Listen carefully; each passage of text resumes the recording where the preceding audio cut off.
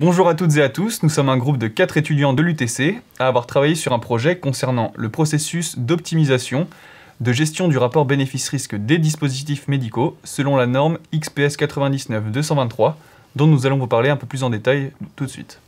Dans les nouveaux règlements européens d'application en mai 2021, une nouvelle notion fait son apparition, l'évaluation du rapport bénéfice-risque. Le risque, qui est la combinaison d'une probabilité d'occurrence d'un dommage et de la sévérité de celui-ci.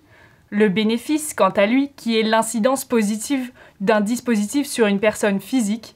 Et l'évaluation du rapport bénéfice-risque d'un dispositif médical qui se définit comme les effets bénéfiques en comparaison aux risques inhérents et qui se fait tout au long du cycle de vie du dispositif médical.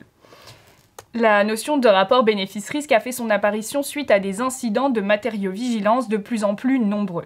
Une mauvaise évaluation ou maîtrise du rapport bénéfice-risque peut induire des événements pouvant aller de la simple blessure jusqu'au handicap ou même la mort. Par exemple, lors du scandale du dispositif de contraception Essure, dont de nombreuses femmes ont subi de graves sévices au niveau gynécologique, plus de 1477 incidents ont été reportés en France. Et ceci a conduit au retrait du dispositif médical sur le marché en 2017. Des documents existent permettant aux fabricants d'évaluer les risques liés aux dispositifs médicaux qu'ils mettent sur le marché. Néanmoins, aucun cadre technique et méthodologique n'est fourni grâce à ces documents. C'est pourquoi la norme expérimentale XPS 99-223 est pertinente et utile et permet à la fois de respecter les exigences des nouveaux règlements européens, mais aussi de proposer une méthodologie claire, précise et opérationnelle pour la gestion du rapport bénéfice-risque des dispositifs médicaux.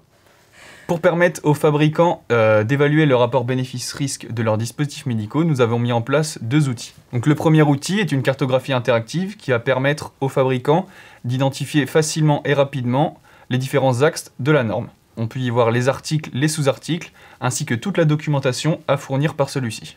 Le deuxième outil est un outil d'autodiagnostic qui va permettre aux fabricants de dispositifs médicaux d'identifier rapidement en environ 1 heure. Pour conclure sur ce projet, il nous a permis de mettre à la disposition de la communauté biomédicale 2 outils disponibles gratuitement sur Internet qui vont aider donc les fabricants de dispositifs médicaux dans l'élaboration de l'évaluation du rapport bénéfice-risque de leurs dispositifs médicaux, qui est, je le rappelle, une étape indispensable pour obtenir le marquage CE.